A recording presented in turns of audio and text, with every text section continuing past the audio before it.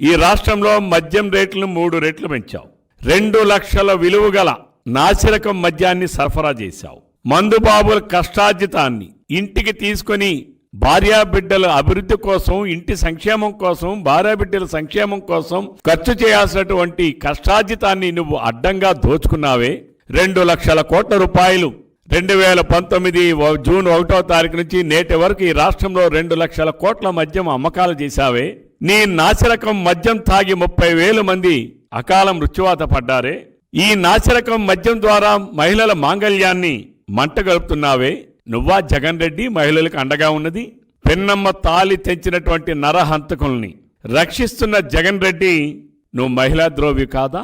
నీ తోడబుట్టిన అక్క చెల్లెలు తండ్రి వారసత్వంగా వచ్చినటువంటి ఆస్తిలో సమాన హక్కు ఇవ్వాల్సినటువంటి నువ్వు ఈరోజు మెడపట్టి గెంటావే నీ చెల్లెమ్మని. నువ్వా చెల్లెలికి అన్నవి? వైఎస్ఆర్సీపీ పార్టీ అధ్యక్షురాలుగా, గౌరవ అధ్యక్షురాలుగా ఉన్న నీ తల్లిని మెడ పట్టుకొని గెంటావే. నువ్వా అవ్వాతాతలకి అండగా నిలబడినటువంటిది నువ్వా?